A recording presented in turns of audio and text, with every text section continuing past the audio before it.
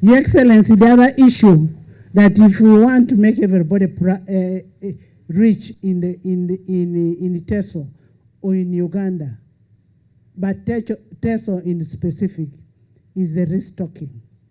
We need to restock the area. The people of Teso only know issues of cows. They know cows. They don't know anything else.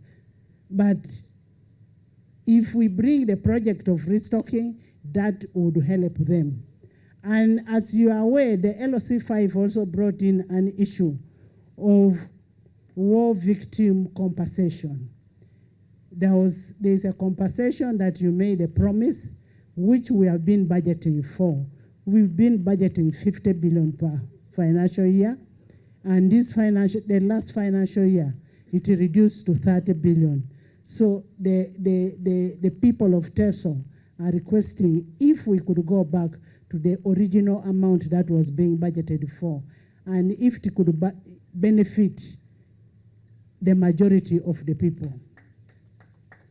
Your Excellency, with those few words, on behalf of the people of Teso, we want to sincerely thank you for your initiative of bringing all these projects, Emioga, PDM, the 4-acre model, and this is a 2-acre model. I used to think I was a farmer, but today I've confirmed I'm not. And when you come back after 2 months, I'm going to be a better farmer. And the encouragement, the mindset change that you're giving onto our people, even if you are educated how, I am happy that Joseph can be able to pay salary for about 100 members of parliament, because our salary is only 6 million. So he can pay for about 100 members of parliament. Mzee, we want to thank you, Obeo, and may the good Lord bless you as you preach to people out. And you will, as the Bible says, we shall know them by their works and their deeds. I'm really very grateful to you. One, for the peace in this country.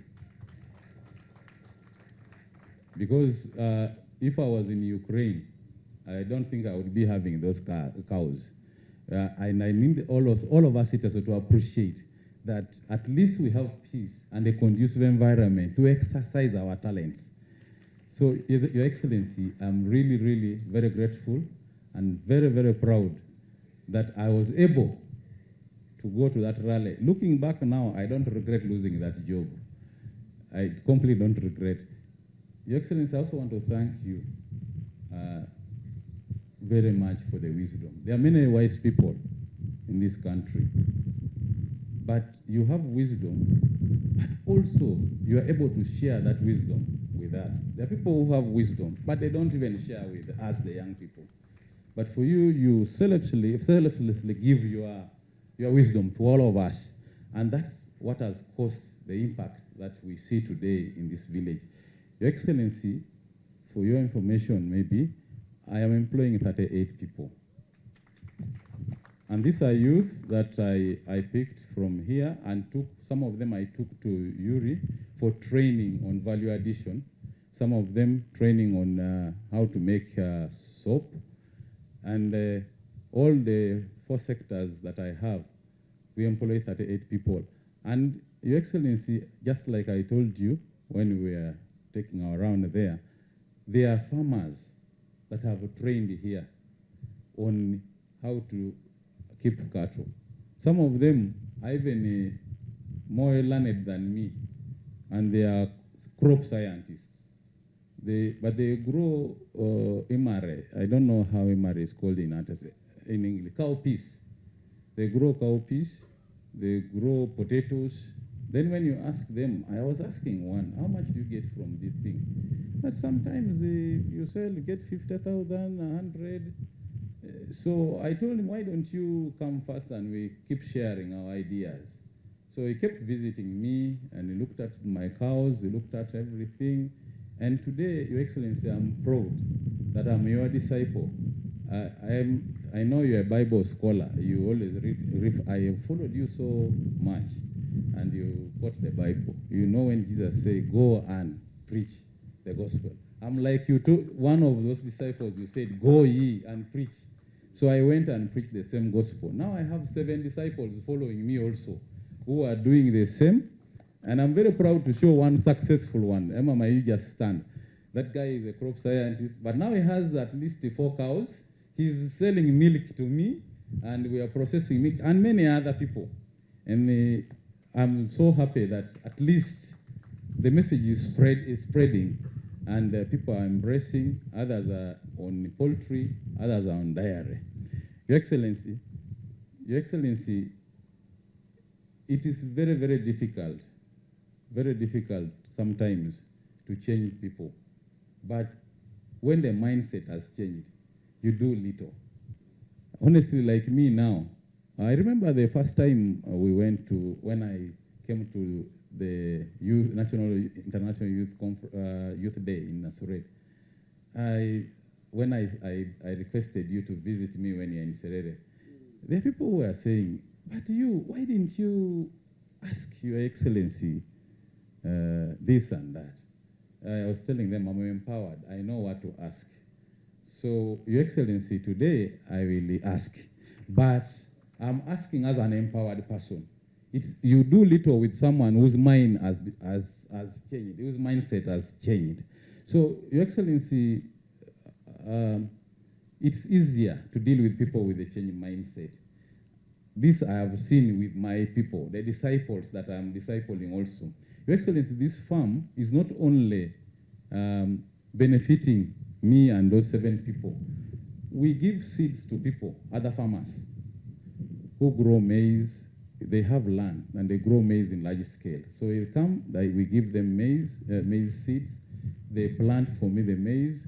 We buy from them. So there is a coexistence. Your Excellency, these 2 acres, with your wisdom and the knowledge and my ability to put that you taught me that day into practice, I'm able to announce to you, I'm very excited to tell you that I have 35 acres that the dairy department has bought for me, not very far from here.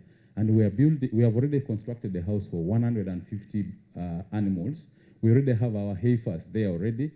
Next year, Your Excellency, I will let you know. By March, we shall be producing 1,000 liters of milk in Teifa.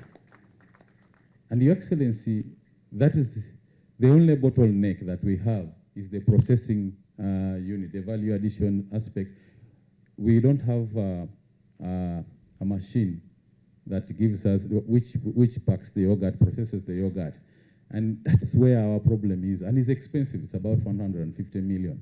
That's where we are. And the employment will increase because there are people that will work there. And we are now going to supply. This milk is accepted everywhere. And some members have tested. So we will be supplying this milk to other places. Your Excellency, just before I give you my Ijara, I want to thank you again for coming. But also, I want to bring you special greetings from my daughters. I have 3 daughters. They are at school. One of them called me, actually, I told them, they call you my professor. When we are in the house, we struggle. If you are having a rally or addressing everybody, addressing the nation, I tell everybody to keep quiet because I want to listen to you. So they know you are my professor. So the girl was asking me, is it possible to come and pick me? Then I'll be the one to tell His Excellency that thank you very much for empowering my dad. That's why I'm at school now. So I told her, first finish school, you are doing exams. I will tell the Excellency your message. My daughter said, thank you for empowering her father because now she's able to go to school. Your Excellency, as a family and people of Teso, we are so grateful. And for those who have tasted the fruit of this farm will testify with me that we are very happy. We are really, really happy for what you have done to us and particularly to me, because it's now spreading as wildfire. Everybody now knows that Joseph is doing this, Joseph is doing this, but all this I attribute it to you. Thank you very much, Your Excellency. I'm Maraka Nijayo Famulo Ngesingin. Your Excellency, I've just given them my Shibaro from daily, monthly, annually from all the projects. And I've summarized and told them, right now, I'm getting 608 million from all my projects. Net? Net. Oh, okay. That is clean money. 608? 940. Oh, okay. So, Your Excellency, Okay. this money can increase. Yes, it is. This money can increase. We are targeting to produce 1,000 liters, not only from me, but also from my friends whom have given this message. So our only request now, Your Excellency. But the main point is that the 600 million net is still from only 2 acres. 2.5 acres. Is that clear to you people? Before she has added the other land he has bought. Yes. So even just the 2 acres. Yeah, all this is happening here. The other side is not even bringing in cash yet. Yes. This just here. I've told you many times that leadership is like medicine. A medical doctor looks at a patient and makes a diagnosis. If the diagnosis is correct, then he makes a prescription. If the prescription is correct, then the patient will be healed. This is exactly what the NRM has been doing. Since the student days, you know, we started these arguments in the 1960s with our elders who were leading that time. On this side, you would have people like Cuthbert Obwangor and others. They were here on this side. On the western side, we had our own leaders there. Now, the line of the NRM, what became NRM, the student movement, was that this idea of prosperity for all was not clear to people. They thought it was impossible. How can all people be prosperous? One of them said, "You young boy, do you see my fingers here? Do you see that they are not the same height?" We were in Uganda Club, in that Uganda Club there. That's where the UPC people used to meet and drink and dance and so on. UPC members of parliament and Obote. Then he said, "Look, young boy, you look at my fingers here. See, some fingers are tall, some are short. That's how life is. Some people are short, some people are tall, so you can't do anything about it." So they were saying that what we were saying, that abaratakere, what we summarize here as abaratakere, is impossible. Because some people are clever, some are not clever, some are so. Richness is there, but poverty is also there. And for us, we are saying, no. Anybody who gets a good message, a good analysis, a good diagnosis, and a good prescription, if he wants, because if you get a prescription medicine and you don't take it, even if the diagnosis is correct, the medicine is there, but if you don't take it, you die. That he refused to take the medicine. Now, so when, and the leaders are really, you need to be very careful. Because if you see what happened to those independence leaders, many, they do not end up well, that generation. Because I think there's also something God doesn't like. God doesn't like to give you a chance and you don't use it for his people. And in the Bible it says so. Jesus said, when I was thirsty, you never gave me water. Fortunately, I've got my daughter who is a nun, so she can always help me. Acre. So Jesus said, when I was thirsty, you didn't give me water. Then the disciples said, but when were you thirsty, Master? He said, when you did not give water to the other one who was thirsty, you did not give it to me. So for me to be a leader of Uganda, and I don't talk about poverty, God will not like it. And I don't want God to chase me from when I go there. So me, when I get a chance, I talk about our diagnosis. The analysis we did was these people of 4 acres and less are endangered species.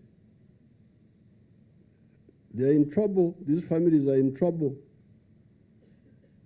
If we don't rescue them now, they will be in total poverty, and there will be a problem even to the country, to themselves, but also to the country.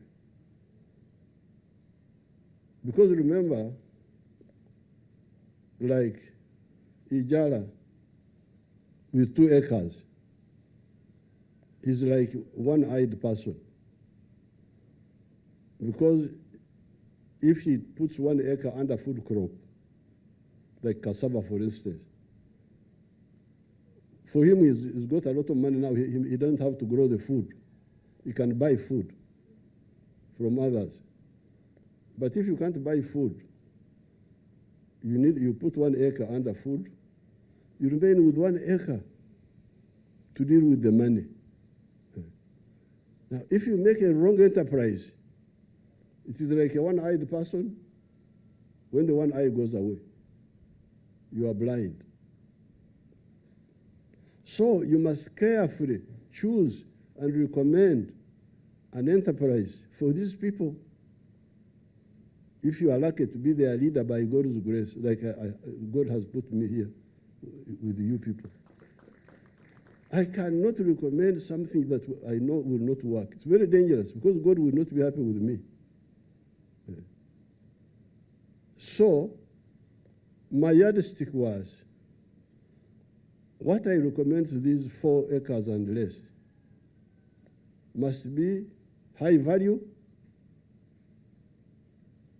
with a big demand within Uganda,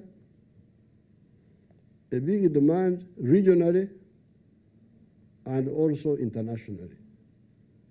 This was the yardstick. You go and look on the internet, because you people, me, I'm never on the internet, never. It is almost zero. I don't look on the internet. But you go and look on the internet. The 7 activities we recommended are all, they have a big global demand. So that's why we said 1 acre for coffee, 1 acre for fruits. I saw last night a door, I was not sure about the fruits, but I will convince you. She was speaking in the TV. But the fruits, you check on the internet.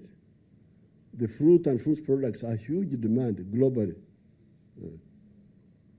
2nd acre fruits, 3rd acre pasture for dairy. This dairy here. 4th acre food crop for the family, because I didn't want the families to buy food. I want them to produce their own cassava, at least for food. Then in the backyard, this is the message which Ijara had at Soroti grounds. Then in the backyard, poultry for eggs. Because there, the size of the land does not matter. You have seen Ijara with the grower of chickens, some chicken upstairs, some chicken downstairs. And then finally, And then piggery, you people who don't mind pigs. Piggery, in the backyard also. And then finally, fish farming, which is what I want to persuade some of the artists or people to do on the edge of the fish farm, of the swamps. They should get out of the swamps, go on the periphery, and do fish farming there. So with these, I was sure the 4 acres person would be prosperous. But if you can't do all the 7, do some of them. And this is exactly that's what Ijara did. So I'm very happy. What do you say in Teso? Sorori? Is it mot? Like the language? Oh, okay. Mot, I'm getting some disciples. Some Simon Peters, some Marcos, some Lukes. I'm gathering strength, you never know. So I'm very happy to be here to see what Ijara did. I didn't know him. This is how God works. You sow, you don't know where the seed has fallen. Now the seed had fallen on the taxi driver who escaped from prison, from work. Now he is earning more than net 600 million shillings. From 2 acres, employing 38 people. So all these things you are talking about are really wrong. Lack of jobs. Jobs, if 2 acres can employ 38 people, that means 1 acre is employing 19. You make it, make the IMR. If only Uganda has got a land area of 40 million acres for agriculture, if only 7 million acres were doing what our people are beginning to do, we would have so many jobs that we would have no people to do them. And this is what happened in the past. When you see all these people who came here, the Banyarwanda, the Barundi, they came because of the Karitu economy, which the British had created, the one of coffee, cotton. We didn't have enough workers. That's how all these people from other countries came here. So if you do what he has done. The other day I visited our boy, the Minister of State for Transport. He's also a quick learner. He's like this one. What is his name, the boy? Byamukama. He's now selling 320 trays of eggs per day, like this one here. And he's employing also 30-something people. So therefore, I'm very happy. Now the support I will give you, I know you are an Abaran, but I have heard that there is my granddaughter who is in the school. I will send the grandchildren, I will send them 10 million shillings.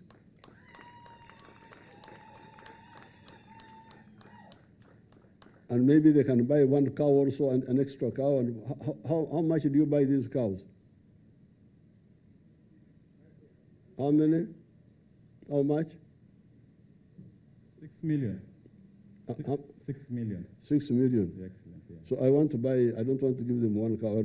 You give him 12 million, 2 cows. Thank you. Thank you very much, Your Excellency. For my granddaughters. Thank you very much. But now I will support you with the 150 million.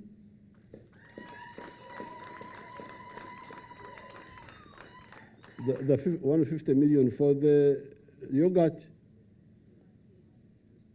You said the yogurt, the one you have something. You need 150 million for the yogurt. Because that one will be for the whole village, not just for you. So, Eyalama Edeke.